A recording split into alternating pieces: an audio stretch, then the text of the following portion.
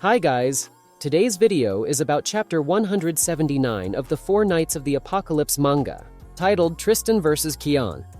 If you like the video, please consider subscribing and giving it a like, and let's get started. Right at the start, we see the bad situation of Keon, who's going to be the main character of this chapter.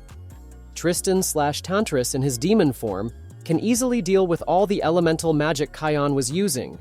Speaking of Chion, there he is, explaining to Tantris who he truly is, or something along those lines. He says no one is as kind-hearted and brave as Tristan, and he knew it better than anyone else.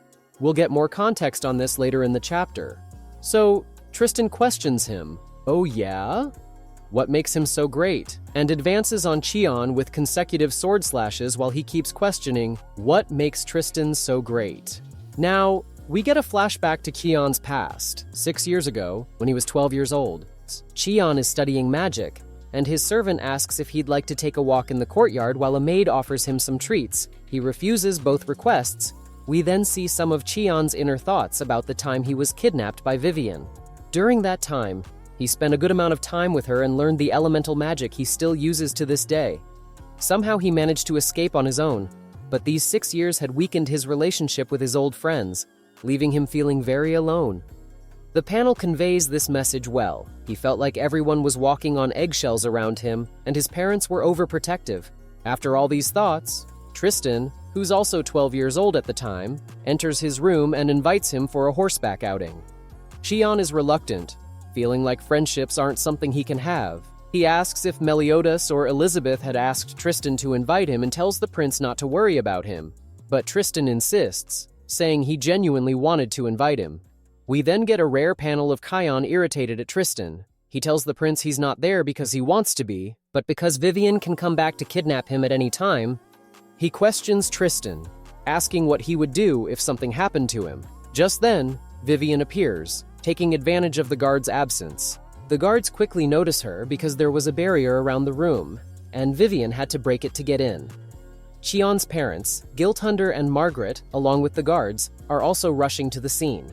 Vivian takes Chion hostage, and while everyone is too worried to act, Tristan steps forward. Vivian realizes this is the son of the leader of the 7 deadly sins and starts to choke him.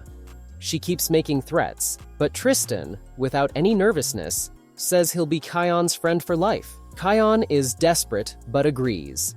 Tristan then activates his demon form, and things certainly don't go well for Vivian after that. In the next panel, we see her in a near-death state, and it's mentioned that she was arrested and jailed. Tristan lost control because of his demon form, and was found 3 days later in a forest far away from Lyonesse. Now, while Tristan is training, Keon has his first real conversation with his new friend. He asks the prince, "How were you able to do that?" Because everyone there, including his own parents, was too afraid to act. But not Tristan. Tristan explains that scaring Keon, as Vivian was threatening him, wouldn't be so bad. The worst thing would be abandoning him. Keon loves this response, and they continue to build their friendship. Now, back to the present. Tantris in his demon form is still fighting, and Chion is trying to open his eyes. At this moment, we learn an important piece of information. Tantris can only stay in his demon form for about 3 minutes before he loses control and is no longer himself. But he doesn't care much because it's all for Isolde, the fake one, and she won't be hurt even if he loses control.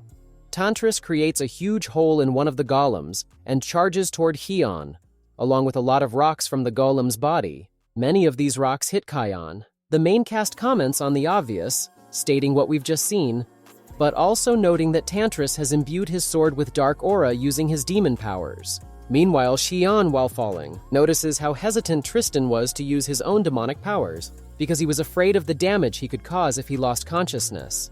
Keon realizes that even as Tantris, the prince didn't lose his resolve to protect others. That was the Tristan he always knew and loved. Chion loses the match, but now Tantris is even more interested in learning not only about Chion, but also about everyone who claims to know his other identity. Pretty interesting things here. Now the next fight is going to be Pelio versus Isolde, the one fight everyone was waiting for. Let's see what surprise this next chapter will give us. Also about Tantris, he'll probably at least have a more friendly conversation with Percival and the others in the next chapter, or the next few chapters. I'm pretty interested in seeing how it unfolds. So if you liked the video, please consider giving it a like and subscribing. That's it for today.